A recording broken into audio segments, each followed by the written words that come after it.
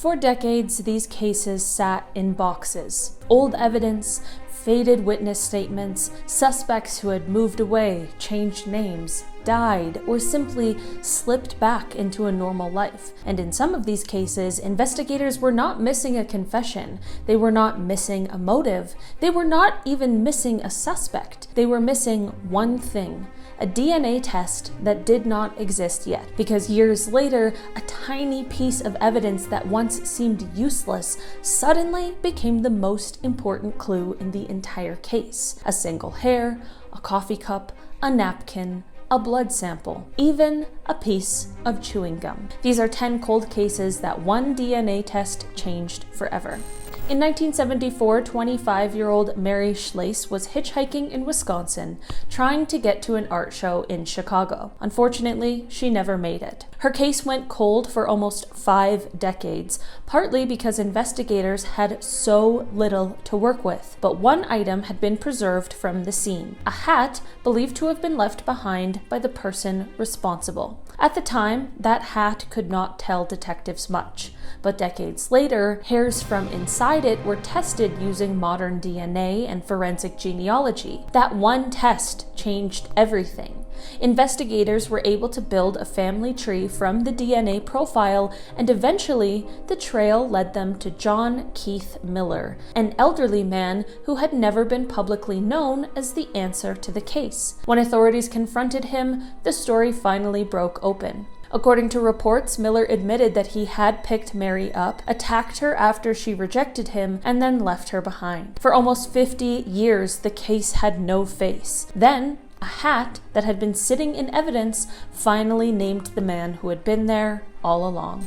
In 1981, Deborah Lee Miller was found dead inside her apartment in Mansfield, Ohio. The case was immediately complicated. There were rumors, controversy, and suspicion around people who had known her. One man who had been questioned was James Van Nest, her upstairs neighbor at the time. But back then, detectives could not prove he was the person responsible, so the case went cold. Then, more than 40 years later, investigators reopened the evidence using modern DNA technology. This time, a firm DNA profile emerged from items connected to the scene, and the person it pointed to was that same neighbor who had been there from the beginning. He was questioned in 1981, but he had never been officially named as the killer. By the time investigators were closing in, he was involved in a separate federal gun case. When authorities tried to serve that warrant in 2024, Van Nest was killed in a standoff. That means Deborah's family never saw a trial, but after 43 years, the DNA finally answered the question that had haunted the case since the beginning. The person responsible had been living right above her.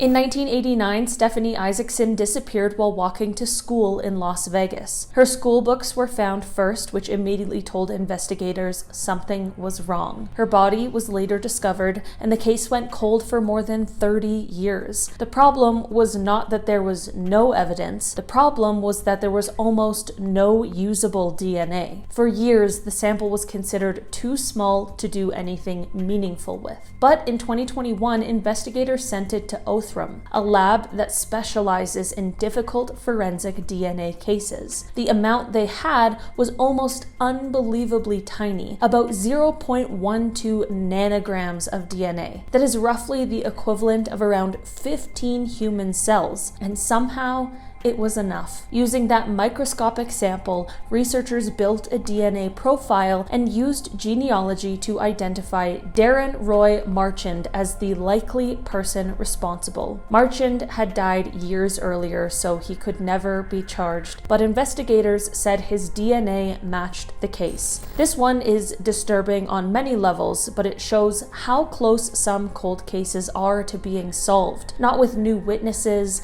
not with a confession, just with a sample so small that older technology could not even use it. In 1979, Esther Gonzalez was walking from her parents' home in Beaumont, California, to her sister's house in Banning. She never arrived. The next day, her body was found off of Highway 243. One of the people connected to the discovery was Louis Randolph Randy Williamson, the man who reported finding her. At the time Williamson was questioned, he even took a polygraph test and passed it, hatchet, which helped clear him from suspicion at the time. And for more than 45 years, that was basically where the case stayed.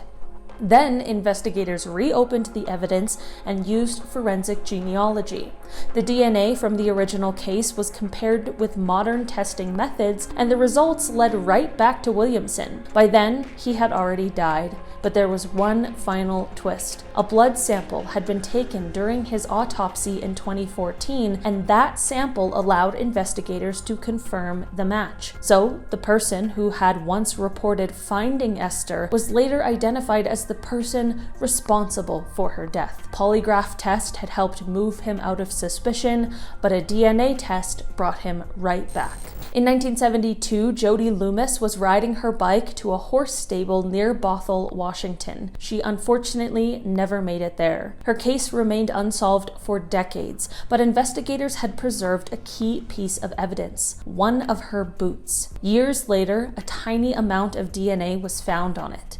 At first, that DNA did not lead anywhere, but when genetic genealogy became available, investigators were finally able to narrow the search to a man named Terrence Miller. They still needed confirmation, so detectives watched him and collected a discarded coffee cup. When they tested the DNA from that cup, it matched the DNA from Jody's boot. That was the turning point. Miller was arrested in 2019 and charged in the case. The trial finally moved forward decades after Jody had been killed. This case is one of the clearest examples of how cold cases can completely change when old evidence meets modern DNA science. For nearly half a century, a boot held the answer. It just took the right test and one discarded coffee cup to finally read it. In 1982, Pham vanished while walking to school in Seaside, California. Her body was found 2 days later near Fort Ord, and the case went cold for decades. One of the most important pieces of evidence was a hair found on her remains, but it was rootless, and for a long time that made it extremely difficult to use. Older DNA testing methods usually needed stronger biological material, but decades later, investigators reopened the case and used whole genome sequencing and forensic genealogy. That rootless hair finally pointed to Robert John Lanou. Lanou had lived near Anne's family at the time, and one of his children attended the same school. He had also been stationed at Fort Ord. After being identified through DNA, he was charged. In 2025, he pleaded guilty and was sentenced to life in prison plus additional time. One of the many things that makes this case so chilling is how ordinary the connection was. He was not some completely unknown stranger from across the country. He was just nearby. And for 40 years, the evidence that could identify him had already been there. It was just waiting for science to catch up. In Washington state, 2 separate cases from the 1980s sat unsolved for decades: Judith Weaver in 1984 and Susan Vesey in 1980. The cases were horrifying, but for years investigators could not prove who was responsible. Then DNA started connecting the dots. Mitchell Gaff had been linked to crime scene evidence, but investigators needed a direct sample to confirm it. So in 2024, detectives used an undercover tactic. They got him to participate in what was presented as a chewing gum taste test. Once he discarded the gum, investigators had the DNA sample they needed. That gum matched the evidence.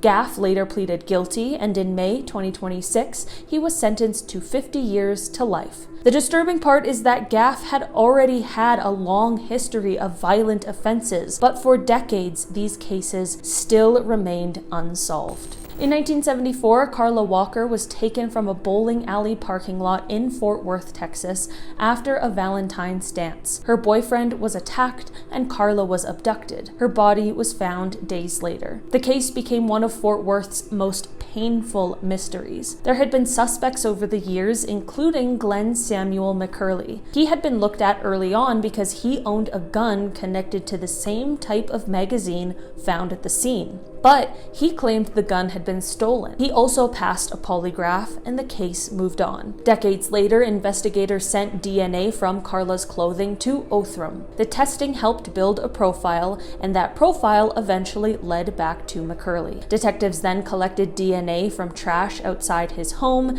and later confirmed it with a cheek swab. In 2021, McCurley pleaded guilty and was sentenced to life in prison. This case is especially frustrating because the truth had been circling the investigation for decades. The suspect was not completely invisible, but without DNA, investigators could not lock it down. In 1980, Helene Pruszynski was working as a radio intern in Colorado. One evening, she got off a bus and vanished. Her body was found the next day, and the case went cold for nearly 40 years. Investigators had DNA from the case, but for decades it did not identify a suspect. Then, genetic genealogy changed the direction of the investigation. Detectives uploaded a DNA profile to a public genealogy database and began building family trees. Eventually, they narrowed the suspect pool to James Curtis Clanton, who had also gone by another name. But again, they needed confirmation, so investigators collected DNA from an item he had used, reportedly a mug, and tested it against the evidence. It matched. Clanton was arrested in 2019. He later pleaded guilty and was sentenced to life in prison. This case is terrifying because Helene's killer had essentially disappeared into a different life, different name, different state, decades gone. But DNA does not care how much time has passed. It does not care what name someone is using. Once that match came back, the version of the story he had escaped into collapsed. In 1975, Sharron Prior left her home in Montreal to meet friends at a nearby pizzeria. She never came back. Her body was found days later, and the case became one of the most haunting cold cases for the province. For decades, investigators held onto evidence from the scene, including a shirt connected to the case. Eventually, modern DNA testing allowed them to develop a profile. That profile pointed toward a family in West Virginia. The suspect was Franklin Maywood Romine, a man with a criminal history who had lived in the Montreal area at the time. But he died decades earlier. So investigators took the extraordinary step of exhuming his body from a cemetery in West Virginia. They tested his DNA against the evidence from Sharron's case, and it matched. In 2023, police announced they were certain Romine was the person responsible. After 48 years, the case was closed. This one feels like the perfect example of what modern DNA can do. It did not just identify a suspect, it reached across borders, through family trees, and even beyond the grave. For almost half a century, Sharron's killer seemed unreachable, but then one DNA test finally pulled his name back into the light. Alright guys, that has been our list for today. Thanks so much for checking it out. I've been your host today, Olivia Kozlowski, and I will see you again soon.